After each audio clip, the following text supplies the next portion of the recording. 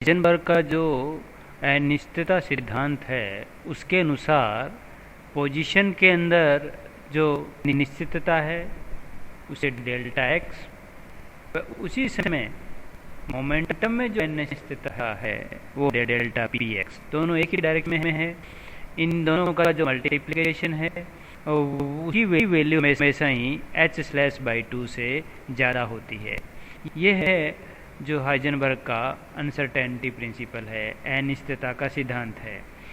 इस अनिश्चितता के सिद्धांत पर आज अपने नाभिक में इलेक्ट्रॉन क्यों नहीं रह सकता उसके बारे में बात करेंगे। अनिश्चितता सिद्धांत से ये सिद्ध करेंगे कि भाई किसी भी नाभिक के अंदर इलेक्ट्रॉन नहीं रह सकता।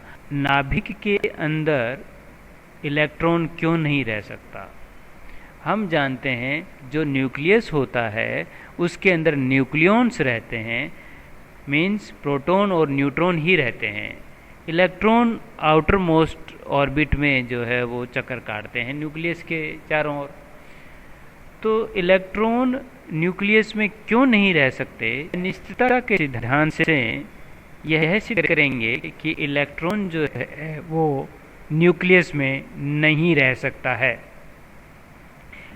हम जानते हैं कि जो जितने भी एटम है उनके न्यूक्लियस की जो रेडियस है वो नियर अबाउट 5 फर्मी है। जितने भी एटम्स है उन सब के न्यूक्लियस की जो साइज़ है या रेडियस जिसको हम कह रहे हैं वो लगभग जो है वो इसी के ऑर्डर में होती है, 5 फर्मी।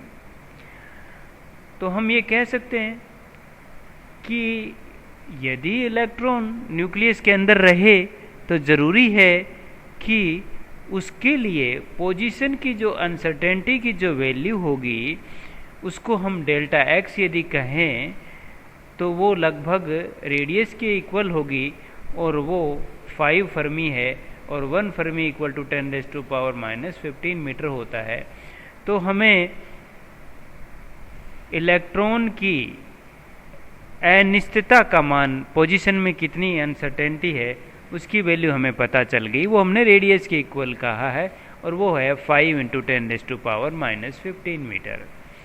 ये हम ले रहे हैं कि इलेक्ट्रॉन यदि नाभिक में हो तो उसकी किसी समय जो है वो पोजीशन में अनसर्टेनिटी कितनी होगी वो वैल्यू हमने यहाँ पर ज्ञात की है।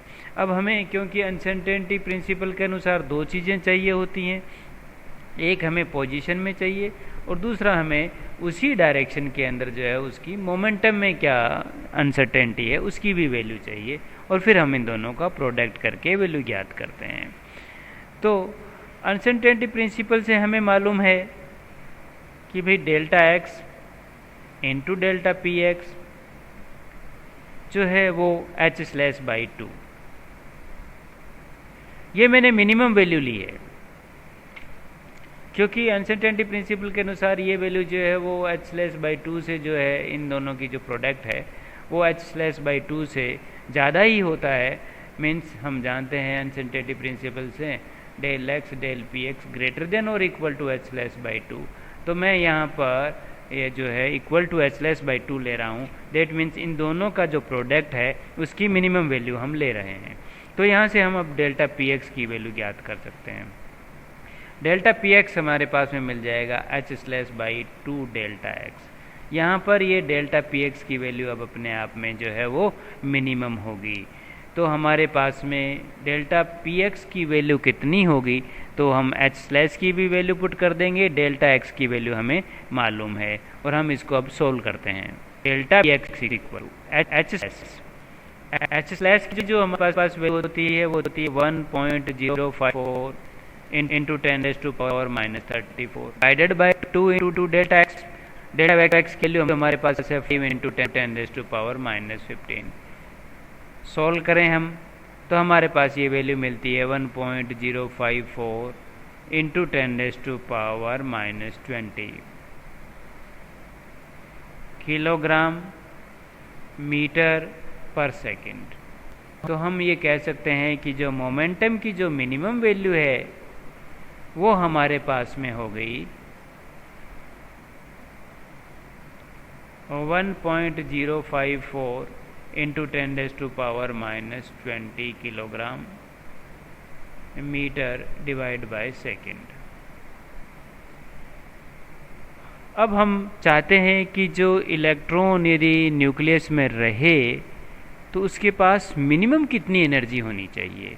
यदि हमें मोमेंटम पता चल गया तो हम इस मोमेंटम से एनर्जी की वैल्यू भी पता कर सकते हैं। तो रिलेटिविस्टिक मास एनर्जी रिलेशन से हम लोग जानते हैं E की जो वैल्यू होती है वो E² equal to P² C² plus m0² C4 होता है। m0 C कांस्टेंट है, तो क्योंकि P की वैल्यू यहाँ मिनिमम है तो ज़रूरी है कि E की वैल्यू भी यहाँ पर मिनिमम होगी। तो इस सिचुएशन में हम कह सकते हैं E मिनिमम इक्वल टू हमारे पास होगा P मिनिमम का square C² plus m0² C4 under root. ये हमारे पास E मिनिमम है।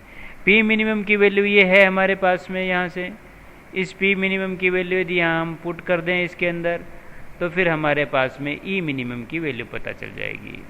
मिनिमम इक्वल टू हम सोल्व करना चाहते हैं तो P minimum square C² plus m0² C4।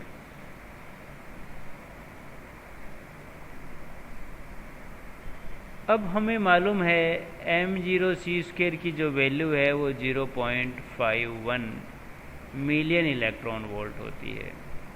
Minimum की वैल्यू हमें मालूम है, C हम जानते हैं, तो यदि हम इसकी बात करें तो P मिनिमम C की जो वैल्यू है हमारे पास में वो m0 C² के कंपैरिजन में बहुत ज़्यादा होती है।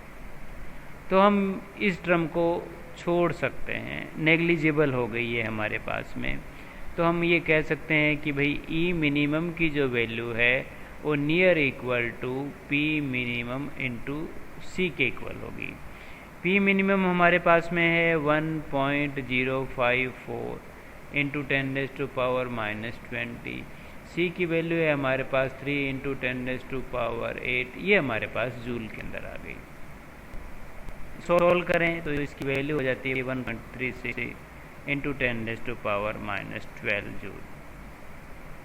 ये हमारे पास में E मिनिमम की वैल्यू आई जूल के अंदर। मिनिमम की वैल्यू जो जूल के अंदर आई है हमारे पास में, इसको इलेक्ट्रॉन वोल्ट में कन्वर्ट करना चाहते हैं। तो इलेक्ट्रॉन वोल्ट में कन्वर्ट करने के लिए हमें इसको डिवाइड करना पड़ेगा और 1.6 इंटू 10⁻⁻19 से डिवाइड कर देंगे तो ये हमारे पास इलेक्ट्रॉन वोल्ट में वैल्यू आ जाएगी। तो E मिनिमम जो है वो हो गई 20 मिलियन इलेक्ट्रॉन वोल्ट।